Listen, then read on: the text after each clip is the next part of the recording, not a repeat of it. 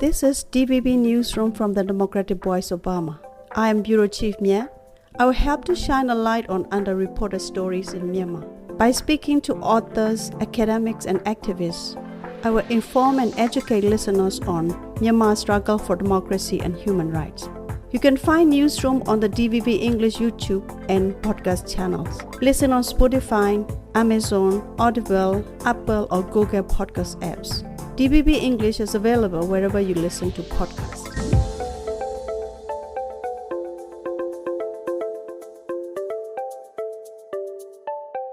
Hello, welcome to the DVB Chennai studio. I am Bureau Chief Myat. In studio today is Dr. Sirada. Thanks for joining Newsroom today. Good afternoon, Myat. Thank you for having me here. I'm Sirada Khemanitthathai. I'm a lecturer at Faculty of Political Science and Public Administration, Chiang Mai University. Thank you, Dr. Sirada. First of all, I would like to ask you about the election for Thailand's 30th premier. Was very popular among Burmese audience as well. So what is the Thai people response to that result? So of course, you can see from the election result on the 15th of May that majority of Thai vote for either Move Forward Party or Pheu Thai Party, right? So they want to end the cycle of Prayut regime, right? So I think the election result already shown how Thai people think about the politics, what they want for the future of Thailand. Thai people really upset about the result in the parliament about voting the prime minister. According to the principle, the candidate from the party that won the election should be the prime minister, right? So no matter which political party you support, this is a principle that we need to respect. It should be democratic, right? It should be democratic. This is the democratic principle that everyone should respect. But then the thing that happened yesterday in Thai parliament, it doesn't follow that kind of principle at all. So that really upset Thai people. They expected this kind of scenario before. This is the scenario that we were afraid since the election result. We could see how senators and even the Constitutional Court could be obstacles for democratization of Thailand. So the scenario that happened yesterday, this is what we fear since the beginning. But we just hope, because the voices of people already shown what we hope, what we expect Thailand to be. But then, now I think they will wait for, Thai people will wait for the next round, or even wait for if there any negotiation would happen afterwards, and also if there any political strategy that either Move Forward Party or Pheu Thai Party would do about this. Okay, I think the scenario is quite similar to Burma's scenario, because I see very high competition between constitutional monarchy and democracy. That is what we experience in Myanmar as well. We have kind of competition between the military authoritarianism and democracy. So we have a very similar situation. So what would be the next move of Move Forward Party if they cannot form a government? Like Pheu Thai leader Cholanan Sarikor nominated Peter as candidate for Prime Minister yesterday. Do you think another Pheu Thai leader, who's called Phetauta Shinawat, will she stick with her decision to support the people who decided Move Forward Party to lead the government, or she will change her mind? How do you think? Basically, there will be several scenarios that can happen in the future. So first, for the second round of voting for the Prime Minister, maybe the first scenario should be Peter would be nominated again with support from all the coalition parties, including Pheu Thai and other parties. The second scenario might be Pheu Thai Party, the nominees from Pheu Thai Party that include Paetongtarn and Sethar, Kun Paetongtarn and Kun Sethar. So let's see if there are any changes on that. However, that might be the third scenario that Pheu Thai may not join with Move Forward Party and then may join with other conservative parties. This is a scenario that most Thai people don't want to see. So they still want Move Forward Party and Pheu Thai Party to be allied to each other, and then make the strong alliance among the democratic parties. Pro-democracy party. Yeah, pro-democracy party. So I think what we hope now is that either Pitha would be nominated again in the next round, or Pheu Thai may, the nominees from the Prime Minister candidates from Pheu Thai party would be nominated instead.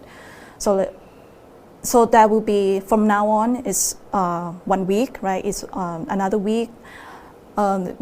During a week, everything can change, right? Everything can change. But the thing is that there's another thing that is happening now is that it's a discussion about the political standpoint of Move Forward Party, whether Move Forward Party should be strongly insist on their principle, on their policies towards the monarchy, because they have the policy to reforming the monarchy. So this is now become the big debate, whether they should compromise on that political standpoint or not. I see. Very interesting. And I also know that the Move Forward Party urged Myanmar to hold elections. And it explained that the Move Forward Party does not understand that Myanmar people, really want what Myanmar people really want. Myanmar has been, through the process of electoral politics for many years, many times, but the military regime did not respect voting results as obviously as in 1990 elections and 2020 election results, as you know. So Myanmar people have a lack of trust in the election process. So do you think Move Forward Party really understand Myanmar political contest? I would say in general, Thai people don't understand much about Myanmar political context. And sometimes most of us, I would say like most Thai people, they, even those who are pro-democratic, who are part of pro-democratic movement, they may see Myanmar political context through Thai perspective, through Thai domestic political perspective. So I think not only about Move Forward Party, I'm not sure, I cannot directly answer this question, but I would say like in general Thai people, including those who pro-democracy, they don't understand very much about the complexity of Myanmar politics. And because if we see from the history, right, Thai nation state building is really different from Myanmar nation state building. So we have different perspective about what is the nation, what is the nation state. So we start from the different beginning, and I think this is the basic, the foundation of why we cannot understand Myanmar politics very well. We cannot understand how the ethnic diversity is there in Myanmar. We don't understand much about how the complexity of the ethnic politics, and even how much the brutality of the military regime in Myanmar. So the level of brutality and repression is really, it's really intensifying in Myanmar, right, comparing to Thailand. Of course, Thailand has some level of repression, and so many incidents that caused people, even Thai people die, right? So to be frankly speaking, so but comparing to Myanmar, the level of repression is much more than Thailand. Right? I think like this is what maybe Thai people still don't understand, why there still be civil war in Myanmar, and then so many decades why Myanmar still cannot be in the peace, in the real peace. Yeah, but you know, like yesterday election results, and then the people upset on because the expectation doesn't meet with the result, so they might find some kind of understanding for the Burmese people who lost their voting spirit, who lost their results for many times. So maybe we might have some kind of common understanding on the political contest. That's what I expect. And also I understand that Move Forward Party has also drafted a policy toward Myanmar, especially to build what is called humanitarian corridor. So this could allow our NGOs to operate along the border, along with Thai military, and to provide better policy for Myanmar migrant workers. Do you think it is possible if Move Forward Party cannot form a government or cannot lead the government? How do you think? Can I go back to the point that how Thai people think about and compare Thai politics with Myanmar politics? So basically, like sometimes when we face a kind of like the setback of democratization in Thailand, sometimes we like to compare ourselves to Myanmar. But I think inside that, in the reality, like Myanmar is much more facing a lot of challenges, and then a lot of I think the situations in Myanmar is much worse than Thailand in terms of democratization. But Thai people love to compare, and then like, but it's good and bad in one time, right? In one time. So it's good thing that Thailand has kind of, Thai people have some kind of solidarity with Myanmar people in terms of politics, in terms of living under authoritarianism, of course. But at the same time, it's bad in terms of like, okay, we still lack of some understandings about the complexity inside Myanmar, and then how worse of the situation of Myanmar as well. But I can see even like during after the coup of Myanmar, after 2021 coup of Myanmar, some Thai pro-democracy movement even like, okay, they can see they got inspiration from the protests inside Myanmar, right? So that solidarity really intensified during that time. And then like sometimes they thought like, okay, they really admire Myanmar people in terms of like they fighting very bravely, something like that. So that kind of inspiration still there. And then like I think Thai democracy movement, they really admire about the, how brave of Myanmar people on that. But still like we still need to let them understand how the complexity of the politics inside Myanmar. And sorry, for the next question about the policy of Move Forward Party, yeah, you can see from Kun Pitha's two tweets, right? He tweeted 2 times about his potential policies towards Myanmar. And we could see like how he come up with the concept of humanitarian corridor, or even he referred to ASEAN framework, even ASEAN 5-point consensus. I think the Move Forward Party's political standpoint is quite clear that they support democracy, right? But when it comes to foreign policy, it comes to diplomacy, there would be a lot of factors that would intervene, that would shape the policies, not only because Kun Pitha or Move Forward Party would like to have this kind of policy and then they can do it successfully, right? So there would be another actors, right? Ministry of Foreign Affairs, those who work for Ministry of Foreign Affairs, National Security Council, or any other government agencies in Thailand that would affect a lot on the official foreign policies. But I mean, like, of course, we can expect from Move Forward Party itself, or even Kun Pitha himself, about his and the party standpoint on Myanmar. At least, like they would not explicitly or legitimize.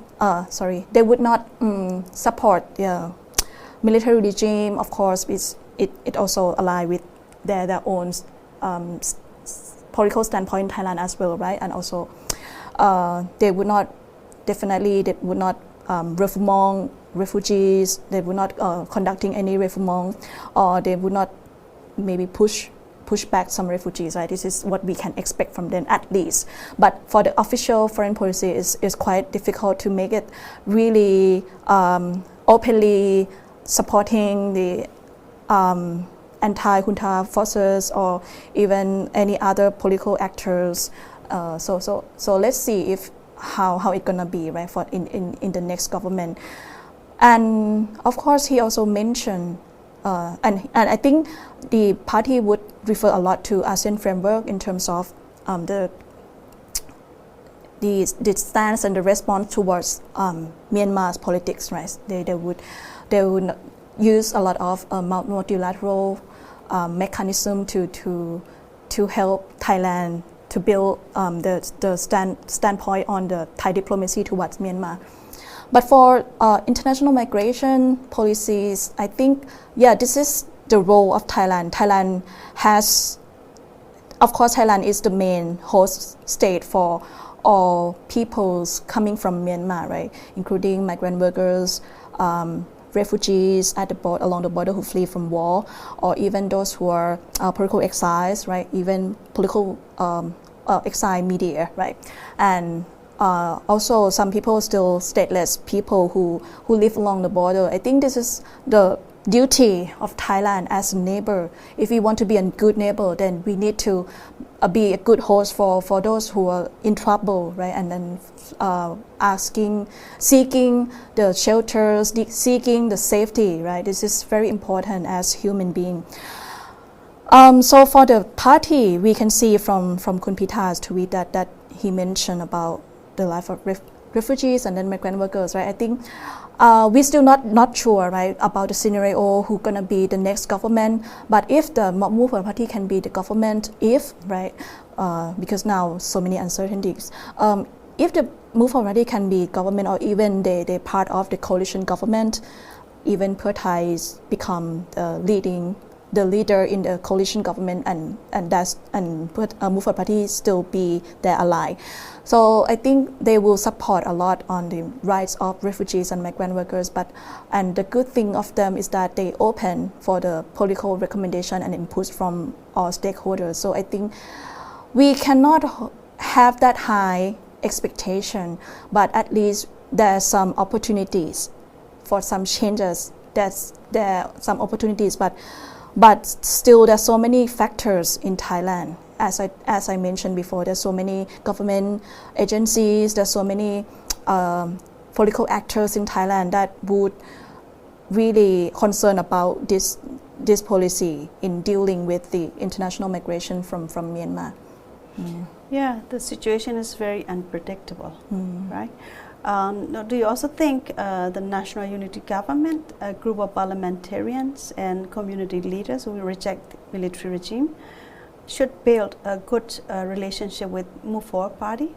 I think not only NUG, not only National Unity Government, but all political forces in Myanmar who resist against the military regime should do very much to cooperate with the Move Forward Party, or even the Thai civil society organization who support Myanmar, right? Who support Myanmar people, and then even Pheu Thai Party become the government. If either Pheu Thai or Move Forward Party, I think all the political forces in Myanmar should seek the way to cooperate with them, and at least in terms of for the sake of humanitarianism, right? For the sake of the safety and the well-being of people of Myanmar.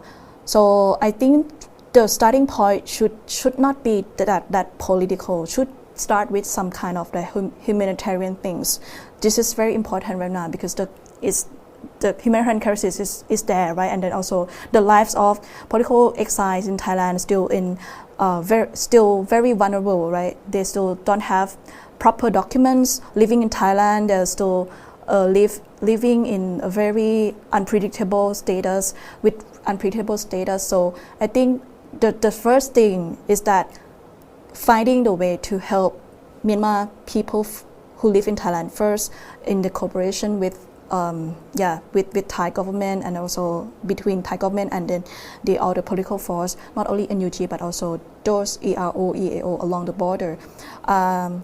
They can also maybe start from kind of the healthcare services, or even any other humanitarian assistance that can concretely showing that they effectively conduct all the service very well for the people. So I think this is a good start, and then like we can after that, after all the political forces in Myanmar can show to Thailand that they are legitimate, they are effective on the ground, then the foreign policy or the political standpoint can come after that.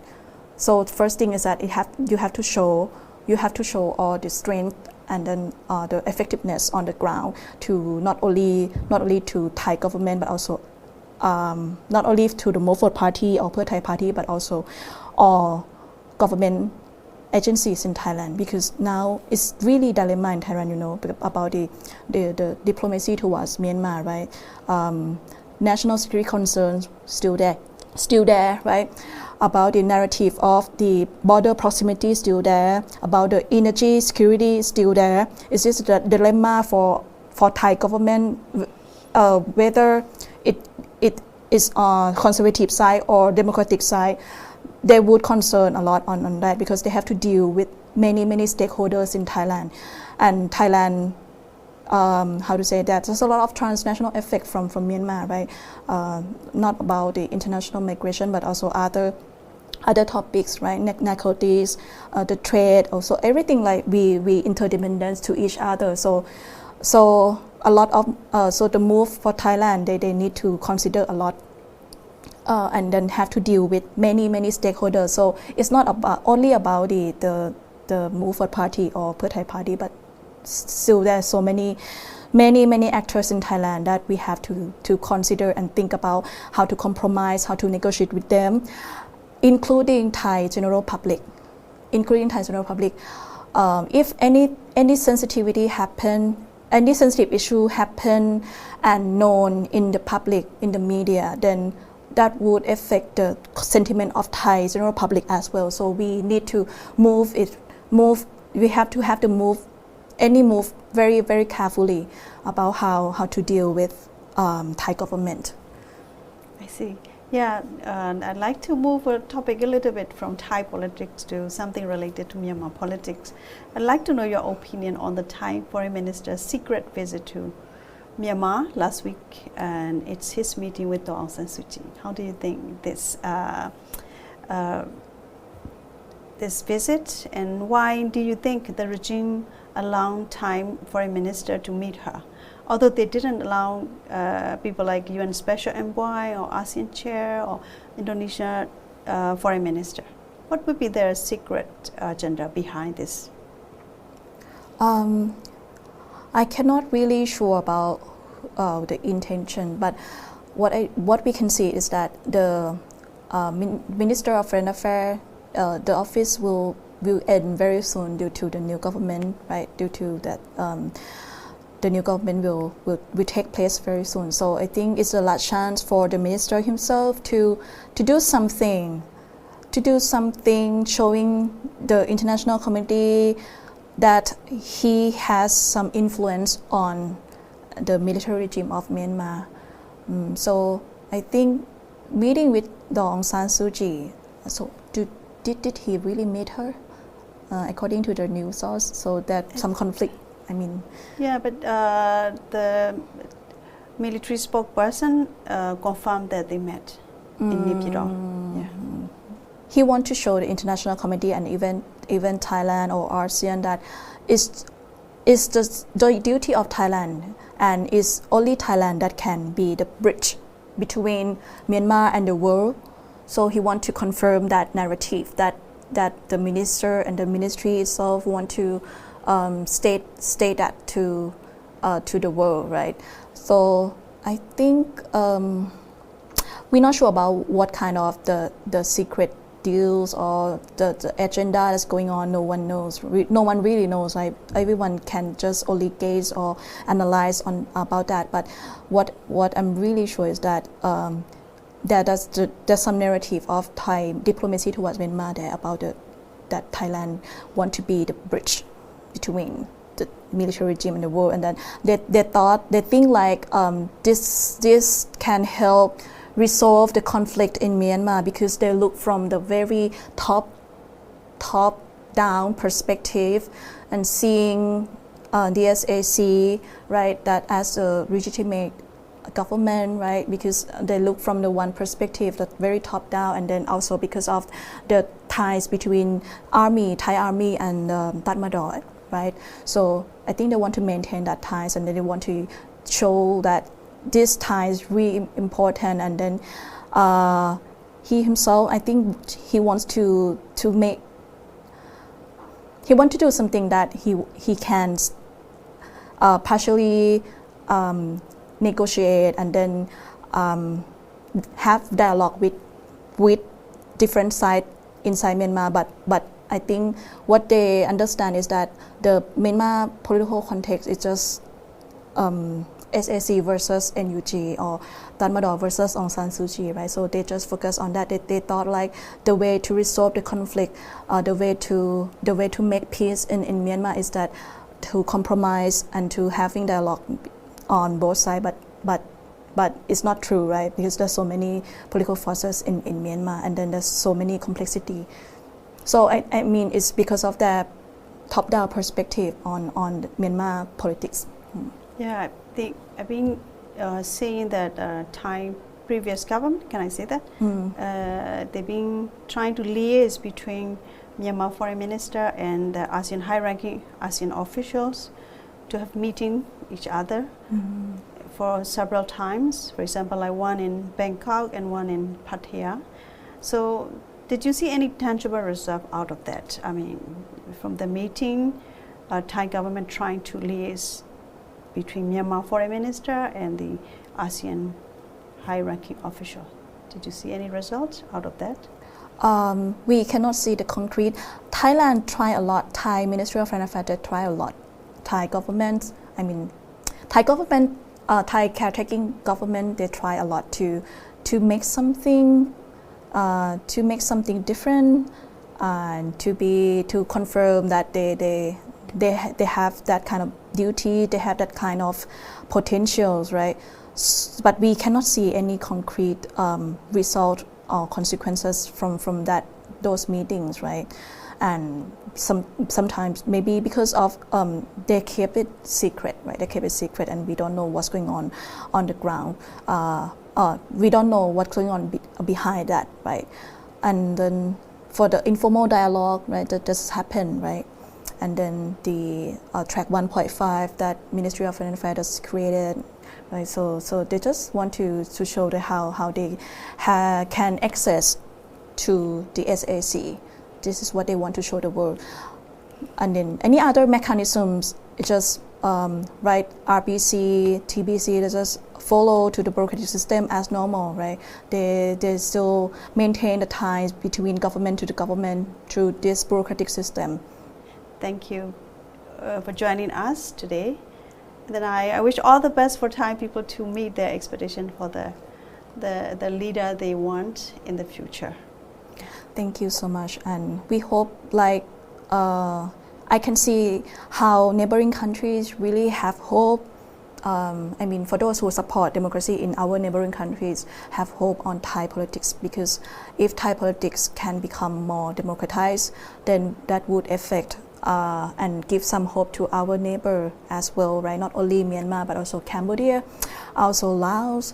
They're really excited about Thai politics as well, right? So I also hope that we can be democracy soon, at least.